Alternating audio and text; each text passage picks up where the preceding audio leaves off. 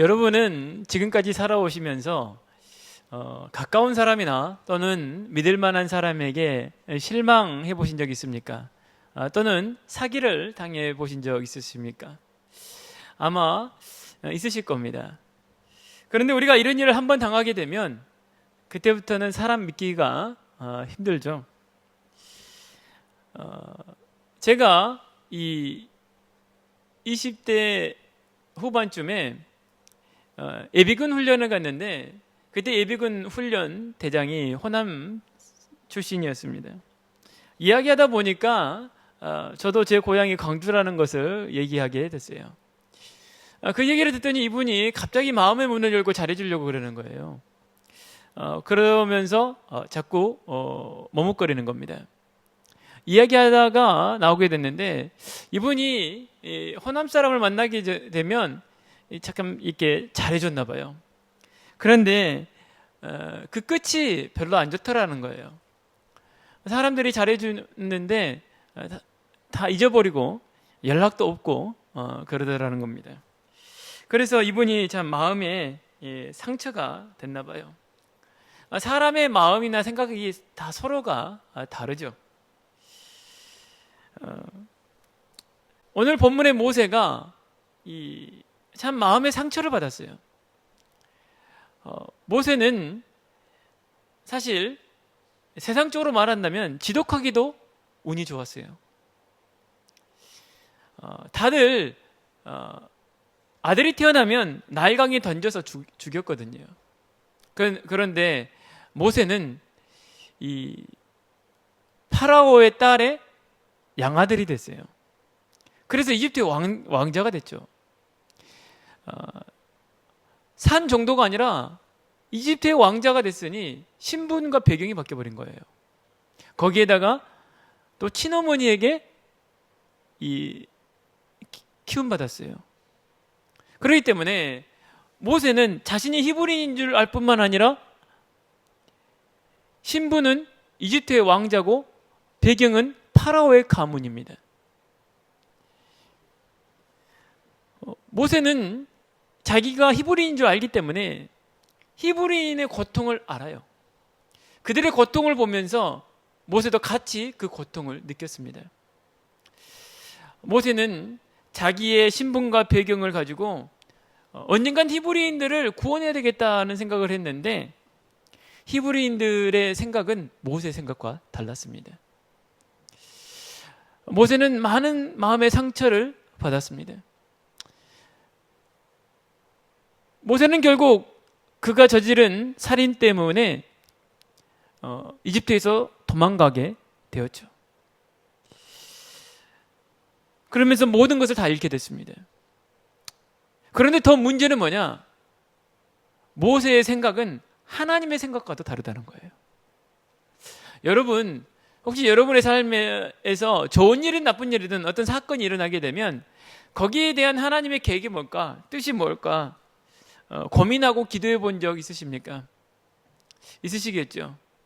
그런데 여러분 어떻습니까? 그 하나님의 뜻과 계획을 거의 잘 모를 겁니다.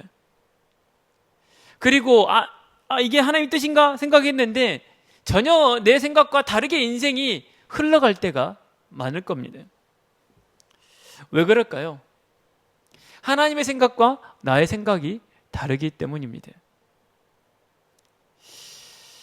오늘 저는 이 본문에서 오늘 우리가 이 땅에 살아가면서 어떻게 살아가야 되는가 중요한 하나님의 음성을 들어야 된다고 생각을 합니다.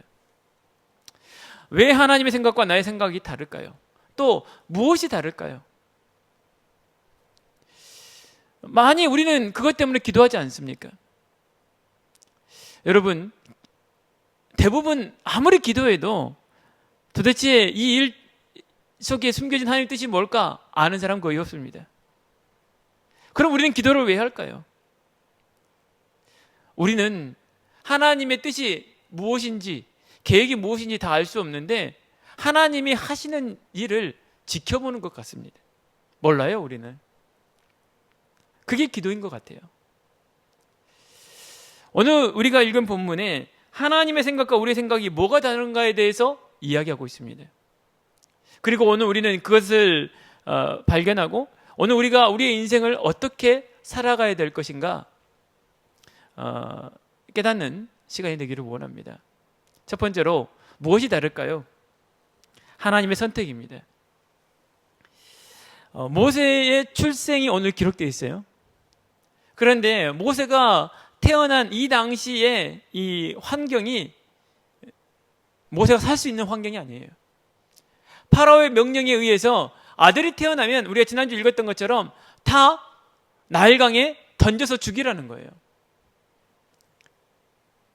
그런데 모세의 부모들이 이 아이로부터 뭔가 특별한 것이 느껴진 거예요. 오늘 본문에는 잘생겼다고 했습니다. 못생긴 자식도 있습니까? 없잖아요. 또 특별하지 않는 자식이 있습니까? 없잖아요. 그런데 그걸 넘어선 뭔가 이 부모들이 이 특별함을 모세에게서부터 느낀 거예요. 예수님도 이 땅에 태어나실 때 헤롯 대왕이 동방에서 온 박사들의 얘기를 듣고 그때 태어난 모든 아기들을 다 죽이라고 했어요. 그래서 많은 아이들이 죽었습니다. 왜냐하면 이 동방에서 온 박사들이 이스라엘의 왕이 나셨다는 거예요. 헤롯 대왕은 유대인이 아닙니다. 그래서 진짜 이스라엘의 왕이 태어났다면 자기의 이 왕권이 입지가 약해지는 거예요. 불안해진 거예요. 그래서 아예 싹을 자르기 위해서 그때에 태어난 아이들을 다 죽인 겁니다. 예수님의 부모님들은 그걸 알고 이집트로 도망갔어요. 그리고 그런 것들이 잠잠해졌을 때 다시 나사렛으로 올라갔죠. 당시 세례 요한이나 예수님 같은 경우는 그들의 부모들이 그들을 잉태하였을 때 가브리엘 천사가 나타나서 그들이 잉태된 것이 어떤 것인가를 이야기를 해주셨습니다. 특별함이 있었죠. 모세는 그 정도는 아니지만 부모들이 뭔가 특별한 것을 느꼈어요. 그래서 이 아이를 다른 아이들처럼 나일강에 던지지를 못했어요. 3개월 정도 키우다가 더 이상 숨길 수가 없어서 갈대 상자에 넣어서 나일강에 띄워 보냈습니다. 이때 이 부모들은 어떤 희망을 걸 수 있을까요? 이 아이를 갈대 상자에 넣어서 나일강에 띄워 보내면 살겠지 하는 희망이 있었을까요? 아마 없었을 겁니다. 이집트인이 발견하더라도 물에 던져버렸을 거예요. 히브리인이 발견하더라도 키울 수가 없어요.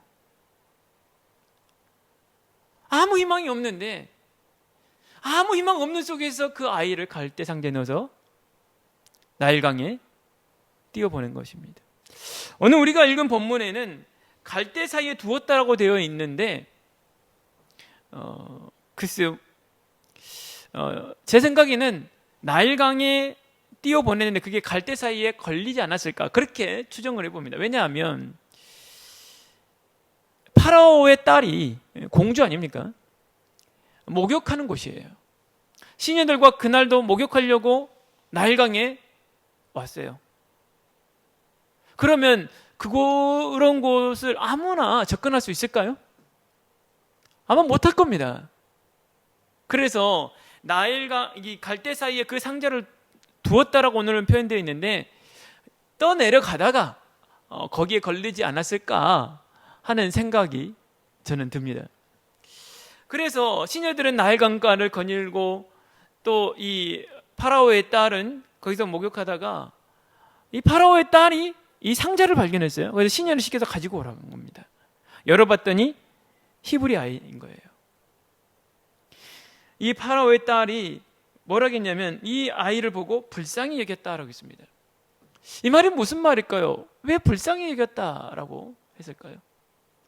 이 당시 이 파라오의 딸에 대해서 제가 누군가 역사 기록을 잠깐 살펴봤어요. 이 사람은 합세슈트라는 당시 이집트의 여왕입니다. 이 사람은 기본적으로 마음이 따뜻한 사람이에요. 그래서 당시 파라오에 의해서 이집트의 남자 아이들이 어떻게 살아야 되는지 알고 있었어요. 그런데 이 여인은 다른 식민지 또 다른 나라들과 다 화목하게 지내기를 바라는 여왕이었습니다. 그래서 이 모세를 보고 불쌍히 여겼다. 참, 이 아이가 나일강에 던져져야 되는데 누군가는 이 아이를 던지지 못하고 이렇게 나일강에 띄워서 떠나보냈는데 여기까지 오게 된 거구나 라고 생각하지 않았을까 그런 생각을 해봅니다. 불쌍히 여겼다는 거예요.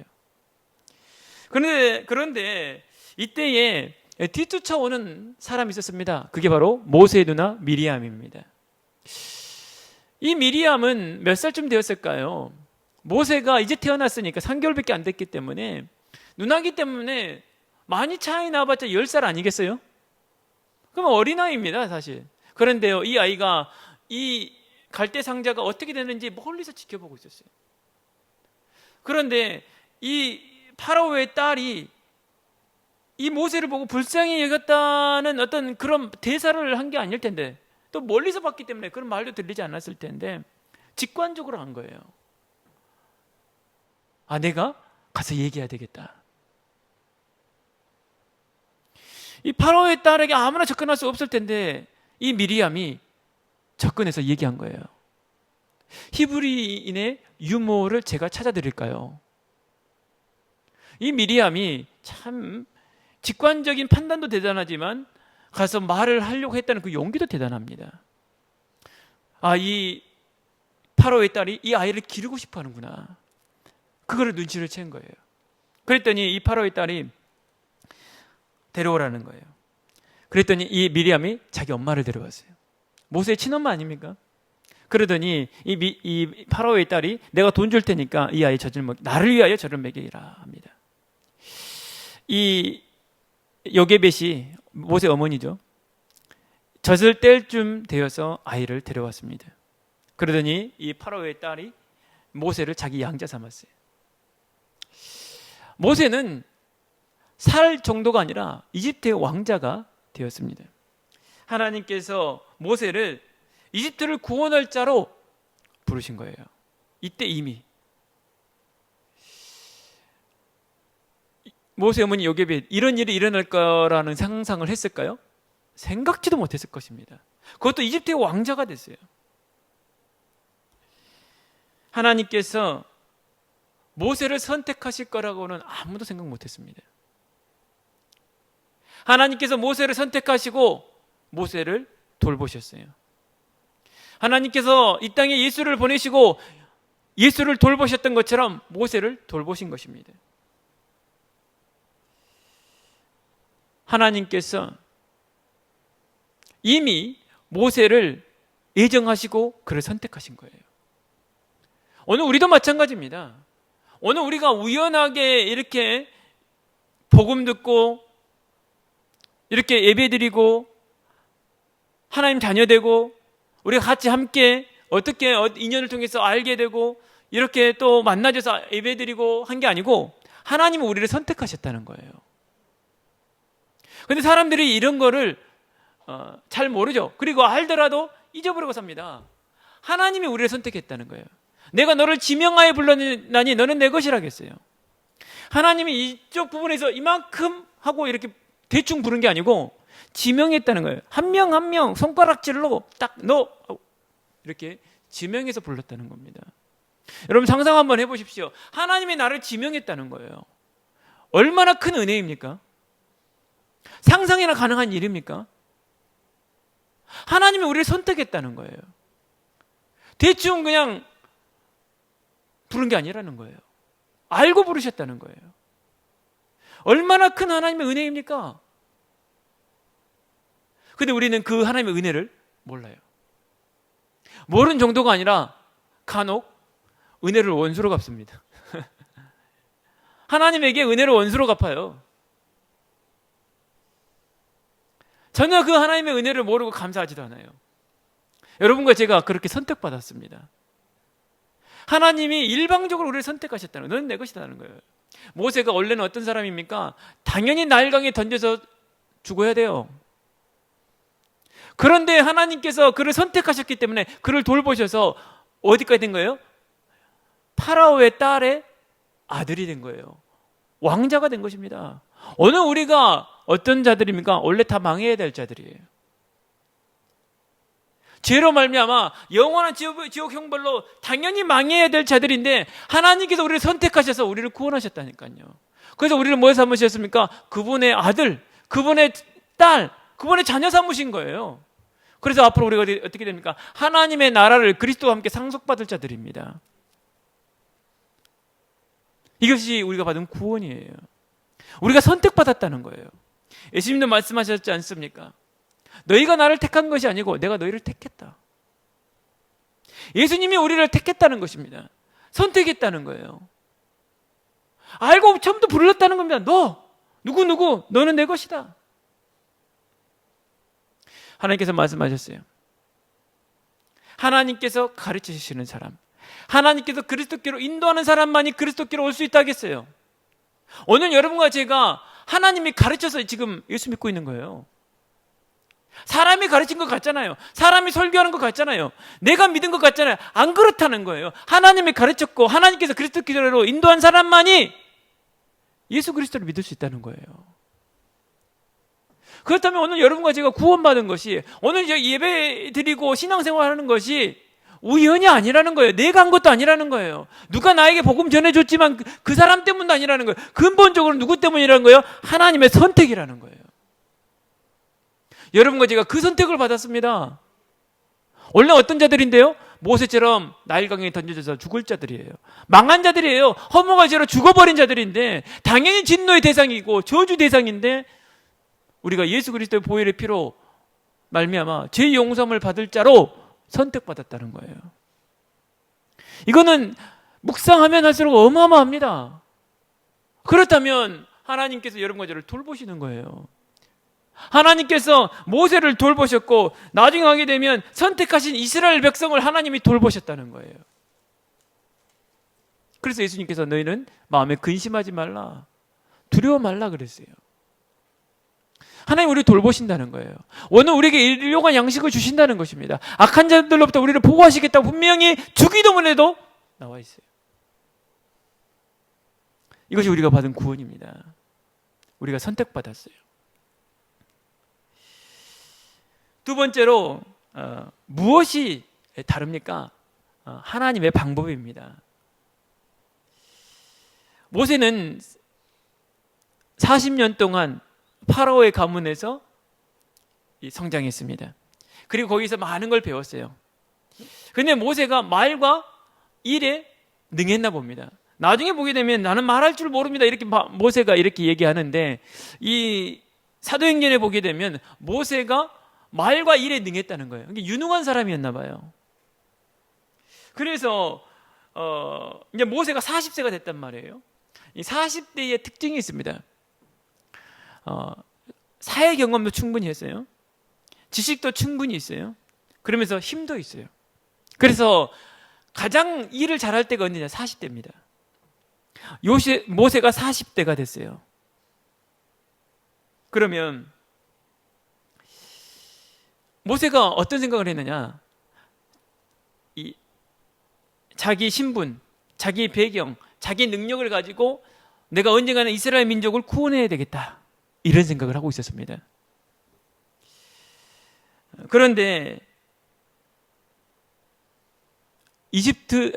이스라엘 사람들은, 히브리인들은 모세의 생각과 달랐어요. 어느 날 모세가 이 밖을 나갔어요. 그러다가 히브리인들이 일하는 곳을 지나갔나 봅니다. 어떤 이집트 사람이 어떤 한 히브리인을 막 이 매로 치는 거예요. 두들겨 패는 거죠. 모세가 순간 분노가 일어났어요. 주변을 보니까 아무도 없는 거예요. 모세가 그 사람을 쳐 죽였습니다. 그리고 모래로 덮어놨어요. 아무도 모르는 줄 알았어요. 다음 날이었습니다. 또 히브리인들이 있는 데를 갔는데 히브리인들끼리 서로 싸우고 있는 거예요. 모세가 보니까 가해자에게 그랬습니다. 왜 당신은 같은 동족을 괴롭히느냐 라고 하니까 이 사람이, 네가 어제 누가 너를 우리의 다스리는 자로, 재판관으로 삼았느냐? 네가 어제는 이집트인을 죽이더니 오늘은 나를 죽이려느냐? 라고 한 거예요. 모세가 깜짝 놀랐습니다. 아무도 모르는 줄 알았거든요. 자기가 어제 이 사람 죽인 것이 탄로가 나버렸어요. 그리고 그 얘기를 파라오가 듣더니 모세를 죽이려고 하니까 모세가 도망갔다 했거든요. 저는 이 부분이 약간 이해가 안 가는 거예요. 그래도 이집트의 왕자 아닙니까? 또 자기 어머니의 어떤 권세가 있는데 얼마든지 그 히브리 종의 입주미야 얼마든지 다물게 할 수 있는 거 아니에요? 그리고 뭐 다른 사람들도 아니고 히브리인의 종을 매를 때릴 정도면 저기 하급 뭐 이 관리나 뭐 일하는 사람 아니겠습니까? 그 정도에 얼마든지 권력으로 누를 수 있을 텐데 왜 모세가 도망갔을까? 왜 또 파라오는 이것 갖고 죽이려고 했을까? 이해가 안 가는 거예요. 왜냐하면 당신은 민주주의가 아닙니다. 법치주의도 아니고요. 왕정시대입니다. 왕의 말이 곧 법이에요. 근데 왜 이집트의 왕이나 되는데 이렇게 왕자나 되는데 이렇게 도망갔을까? 그래서 제가 가지고 있는 이 자료들을 살펴봤어요. 당시 이 모세의 이 어머니 하스슈트, 이 사람은 투트모세 1세의 딸입니다. 그런데 이 하스슈트 어머니가 아들이 없어요. 아들을 못 낳았어요. 그래서 자기 아버지 투트모세 1세가 첩을 줬습니다. 그 첩을 통해서 아들을 낳았는데 그게 투트모세 2세예요. 이 하세스트는 이 투트모세 2세와 결혼했어요. 이복 형제와 결혼한 거죠. 그런데 이 하세스트가 자식이 없어요. 그래서 이 투트모세 2세가 또 첩을 줬어요. 그래서 낳은 아들이 투트모세 3세입니다. 그런데 이 투트모세 3세 주변에 몰려있는 정치 세력들이 어떤 사람들이냐? 전쟁을 좋아하는 사람들이에요. 그래서 우리를 침략하고 우리를 정복했던 힉소스 족속 있잖아요. 아브라함과 이 조상이 가잖아요. 이 사람들을 징벌하자. 가서 복수해주자. 그리고 당시 이집트가 이 군사력이 셌습니다. 주변에 있는 약한 나라들을 다 식민지 삼자. 이러한 정치 이념을 갖고 있는 사람들이 투트모세 3세 주변에 몰려 있었습니다. 아마 그 어머니 영향이겠죠. 그랬는데 하세스투는 어떤 사람입니까? 그 반대예요. 이 굉장히 평화적인 사람이고 자유무역을 하기를 원하는 사람이에요. 다른 나라들과 화목하게 지내기를 원하는 사람이죠. 그런데 아무래도 이 하세스투가 여자이지만 본처에게서 난 딸이라 그런지 남편 투트모세 2세는 파라오가 못 됐는데 이 여자가 여왕이 됐어요. 이 사람 주변으로 정치 세력이 붙은 거죠. 이 여자의 이 정책이 힘을 얻었고 결국 승리했습니다. 투트모세 3세는 아무 일을 못했어요. 소위 말하는 찌그러져 있었던 것이죠. 그런데 어찌된 영문인지 이 모세가 왜 이 합세스투의 양아들이 됐는지 좀 이해가 되죠. 자기가 자식이 없어요. 그런데 투트모스 3세에게 자기가 죽게 되면 투트모스 3세에게 그 왕권이 넘어가게 되는데 그러면 이 나라가 어떻게 되겠어요? 전쟁하러 가겠죠. 그래서 그런지 모세를 불쌍히도 여겼지만 자기의 양아들로 삼았고 그 자기의 왕권을 이 모세에게 물려주려고 생각하지 않았는가. 그래서 모세도 자기의 어떤 신분이나 배경 이런 능력을 가지고 이 이스라엘 민족을 구원할 수 있다 생각을 했겠죠. 뭔가 비빌 언덕이 있기 때문에 그런 생각을 했겠지 않겠습니까? 아무것도 안 보이는데 그럴 수 있겠어요? 자기가 무슨 힘이 있다고? 뭔가 이 미래가 보이니까 희망이 보이니까 그런 생각도 했겠죠. 그런데 이 모세의 살인 사건으로 인해서 그렇게 된 건지 아니면 그 이전에 그렇게 된 건지 잘 모르겠어요. 왜냐하면 모세가 이 이집트 사람을 죽였다는 이 일이 탄로가 나게 되면서 모세가 어떤 사람이라는 것이 밝혀지게 된 거예요. 아, 이 사람이 이집트의 왕자이지만 누구구나? 히브리인이구나. 딱 정치인들이 프레임 씌워서 공격하기 딱 좋습니다. 그래서 그런지 모르겠지만은 이 합세스트가 갑자기 정치 권력을 잃어버리고 역사에서 사라져버려요. 그 뒤로 역사 기록이 없어요. 그리고 수개월 후에 투트모스 3세가 권력을 잡습니다. 그래서 제 생각에는 이 모세 이 살인 사건 이전에 이런 일이 일어났는지 이후에 일어났는지 모르겠으나 모세가 더 이상 그곳에 있을 수가 없는 거예요. 또 투트모스 3세가 모세를 죽이지 않을 수가 없는 거예요. 왜냐하면 그 모세의 어머니의 정치 세력이 훨씬 많고 또 지금까지 권력을 잡고 있었던 사람들이기 때문에 이 사람들이 당연히 모세를 추대해서 또 역모를 꾸밀 수 있는 거기 때문에 모세를 죽여야 되는 거예요. 그리고 딱 프레임 쓰기도 좋죠. 이집트 사람을 죽였다는 거예요. 그래서 제 생각에는 모세가 도망가지 않았을까 하는 생각이 듭니다. 모세는 인간적이고 세상적인 방법 가지고 이스라엘 민족을 구원하려고 했는데 그 일 때문에 도망가게 됐고 모세는 모든 걸 다 잃어버렸어요. 결국 이스라엘 민족은 어떻게 해방됐습니까? 모세의 세상적인 신분, 배경, 능력이 아니에요. 6월절에 양리피를 바르는 날 이스라엘 민족은 파라오에게서 해방되게 된 거예요. 모세가 생각하는 그 방법과 하나님의 방법이 완전히 달랐어요. 여러분, 오늘 우리가 어떻게 구원받았습니까? 돈으로 구원받았습니까? 세상 명예로 구원받았습니까? 나의 선행으로 구원받았습니까? 그 어떤 것도 아니에요. 내게 있는 능력으로 구원받은 게 아니고 예수 보혈의 피로 오늘 우리의 모든 죄가 용서받아서 구원받은 거예요. 그게 하나님의 방법입니다. 그래서 사도 바울이 말하기를 내가 이 복음을 부끄러워하지 아니하노니 이 복음은 모든 믿는 자에게 구원을 주시는 하나님의 능력이 됨이라. 하나님의 능력은 사람이 갖고 있는 세상적이고 인간적인 게 아니라는 거예요. 뭐예요? 예수 보혈 복음입니다. 그래서 하나님께서 모세가 모든 걸 다 잃어버렸을 때 나중에 보게 되면 모세가 뭐라고 합니까? 나는 늙었고 이제 힘도 없어요. 또 지식도 이제 없어요. 지혜도 없어요. 배경도 없어요. 아무것도 없어요. 제가 어떻게 뭐라고 갑니까? 그렇게 얘기하죠. 오늘 우리가 우리의 능력으로 구원도 못 받았을 뿐만 아니라 우리가 하나님 일, 교회 일을 할 때는요 내 것으로 하는 게 아니에요. 내가 세상에서 배운 거, 내가 세상에 갖고 있는 능력, 배경 이런 거 갖고 하는 게 아닙니다. 그런데 많은 교회들이 어떻습니까?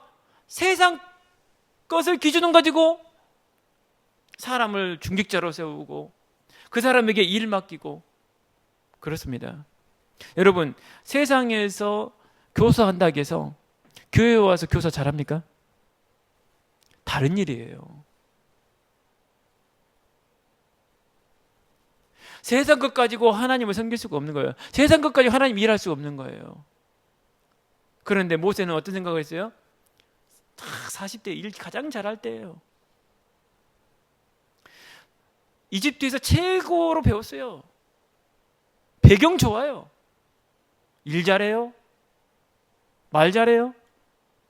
근데 하나님 그걸 안 써요. 모세는 그거 갖고 하려고 했는데 결국 하나님 언제 부릅니까? 다 늙어갖고 아무것도 못할 때.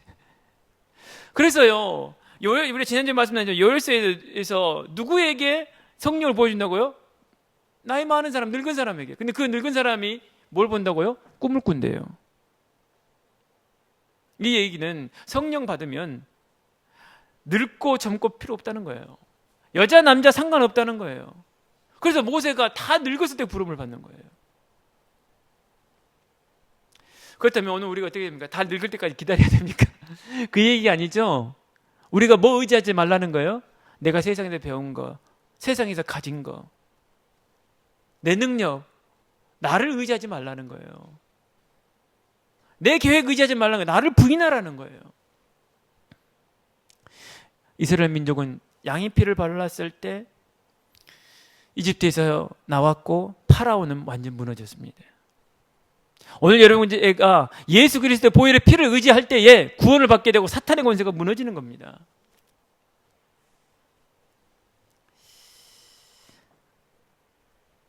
세 번째입니다. 무엇이 다를까요? 하나님의 때입니다. 모세는 미디안으로 도망갔습니다. 거기에서 이 미디안 제사장을 만나게 되는데 그 사람 이름이 루엘입니다. 또 다른 이름으로는 이드로라고 하죠. 이 사람을 만나서 이 사람 집에 거주하게 되면서 그 사람의 딸과 결혼하게 되고 두 아들을 낳습니다. 그리고 또 세월이 지났다고 23절에 말합니다. 여러 해 후에 몇 년이 지났을까요? 40년이 또 지났습니다. 이제 모세가 80세가 됐어요. 모세가 이제 80세가 됐는데 이제 그 사이에 또 어떤 일이 일어나느냐. 23절에 보니까 애굽 왕은 죽었고라고 했습니다. 이 애굽 왕이 누구냐? 모세를 죽이려던 왕이에요. 누굽니까? 투투모스 3세입니다. 아마 확률적으로 모세보다 나이가 많았던 것 같아요. 모세 나이가 80세니까요. 또 4장 11절에 보게 되니 19절에 보게 되니까 여호와께서 미디안에서 모세에게 이르시되 애굽으로 돌아가라. 네 목숨을 노리던 자가 다 죽었느니라. 모세를 죽이려고 했던 정치 세력들도 다 죽었다는 거예요. 그리고 뭐라고 합니까?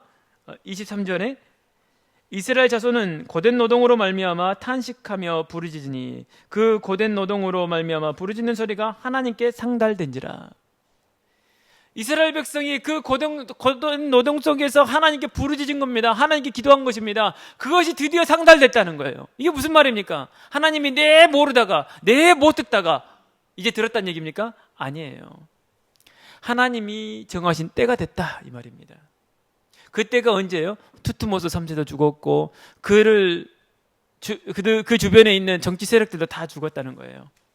그리고 이스라엘 백성도 끊임없이 하나님께 부르짖었던 것이죠. 근데 그때가 언제입니까? 모세가 다 늙어갖고 80세가 됐을 때입니다. 그때가 됐다는 거예요. 오늘 우리는 하나님의 때 압니까? 몰라요. 이들도 몰랐어요. 모세도 몰랐어요. 모세는 어떻게 생각했느냐? 내가 가장 젊을 때, 힘 있을 때라고 생각했는데 그때가 아니었어요. 이스라엘 민족도 끊임없이 기도했습니다. 오늘 우리는 하나님께서 역사하시고 구원하실 때가 언제인지 몰라요. 그런데 우리는 기다리는 거예요. 왜 기다립니까? 하나님께서 분명히 자기의 언약을 이루실 거라는 것을 믿기 때문에 기다리는 거예요. 근데 그때가 언제인 줄 몰라요. 아브람도 그랬고 이삭, 야곱, 요셉도 언제일 줄 알았습니까? 몰랐어요. 그들도 오래 기다렸어요. 그런데 많은 사람들이 실망하죠. 기도했는데 응답이 없다는 거예요. 응답이 없는 게 아니에요. 하나님이 정하신 때가 있습니다. 그 때를 기다리는 거예요. 근데 그때는 언제 오느냐? 우리가 부르짖어 기도할 때 그때가 옵니다. 아니 그게 무슨 말입니까? 그게 말이 됩니까? 하나님이 때가 정해놨다는데 우리가 기도하면 그때가 온다니요. 둘이 전혀 충돌되고 안 맞는 말 아닙니까? 전혀 정반대된 말 아니에요. 맞습니다. 그게 하나님의 비밀입니다. 하나님께서 때를 정해 놓으셨는데 그때는 언제 오느냐? 우리가 부르짖으며 기도할 때 그때가 온다는 거예요. 그래서 우리는 하나님의 때를 기다려야 되는데 어떻게 기다리는 것이냐? 믿음으로 기도하면서 기다리는 것입니다. 그런데 그때는 언제였느냐? 모세가 다 늙었을 때예요. 아무것도 할 수 없을 때라는 것입니다. 사도 바울도 그랬죠. 자기에게 사단의 가시가 있는데 그 사단의 가시를 없애달라고 하나님께 3번씩 기도하는데 주님이 뭐라고 하십니까? 네가 약할 때가 곧 강함이다라는 거예요. 오히려 우리가 약할 때가 더 강하다는 거예요.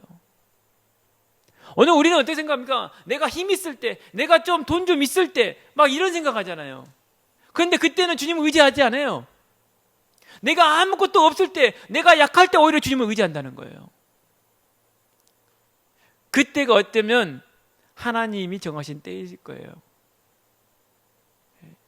여러분, 하루속히 여러분의 의지, 여러분의 생각, 여러분의 기준, 여러분의 능력, 의지하는 거 내려놓으시기를 바랍니다.